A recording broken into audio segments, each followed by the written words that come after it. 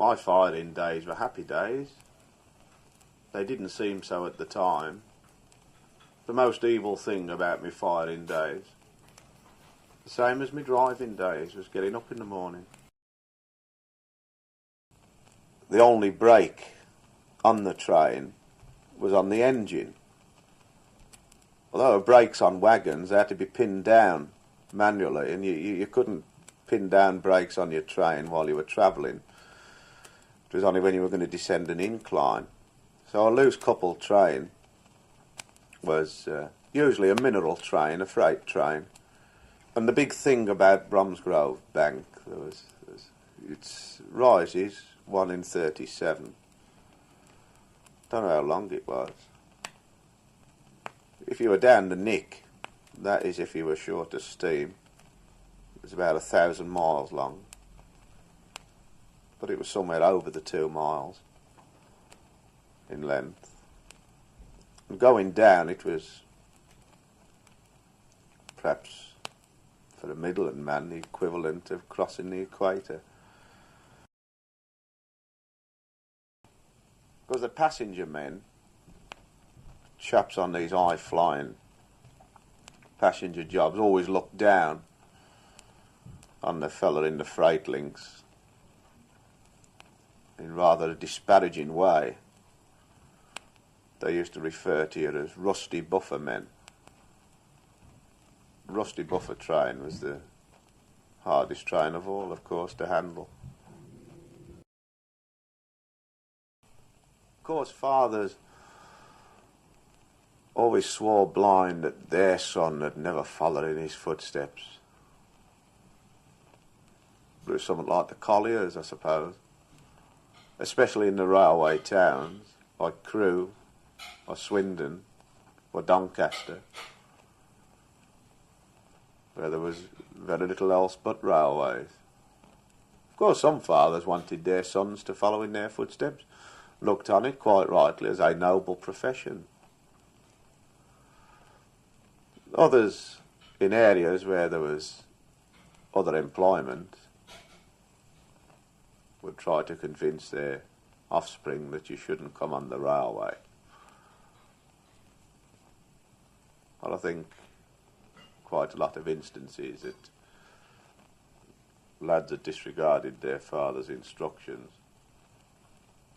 The father was secretly pleased. No one really knows where they came from. A lot of them met a very untimely end. They had a peculiar system of contracting out, and a navvy could set himself up and hired his own men, and he could make a fortune, as quite a few did. On the other hand, there were some made fortunes and lost them as quickly. So one or two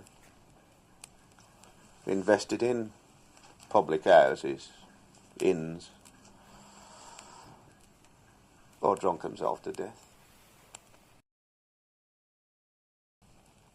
In the case of the Tay Bridge, you'd have navvies who did the terrible work of working in the water. They floated out the base for the piers of the Tay Bridge.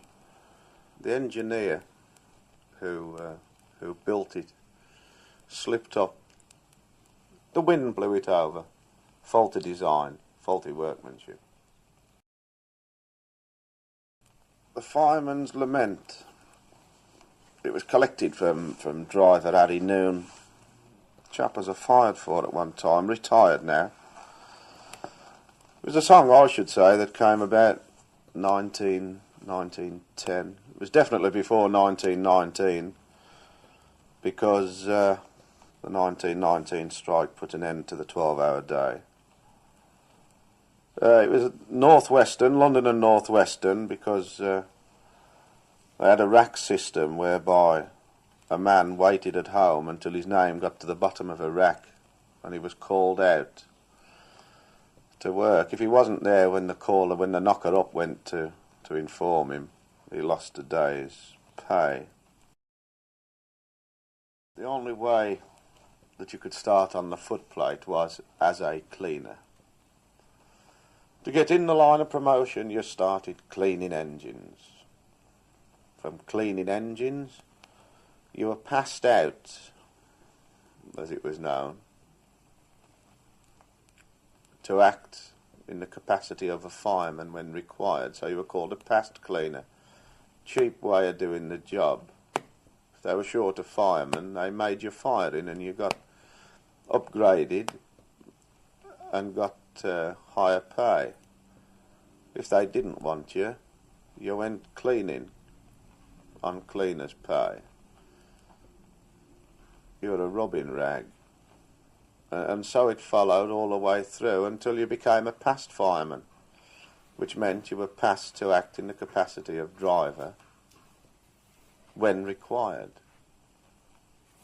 until you got to a fully fledged driver. It was always done on the cheap. A peculiar thing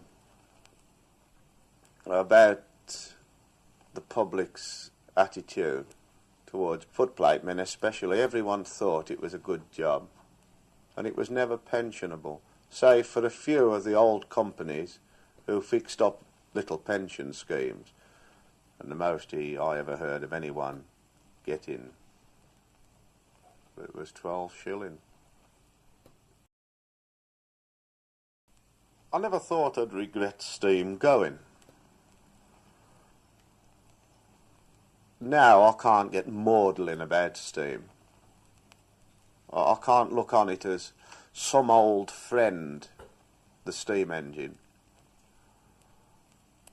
because a steam engine was never a friend of mine.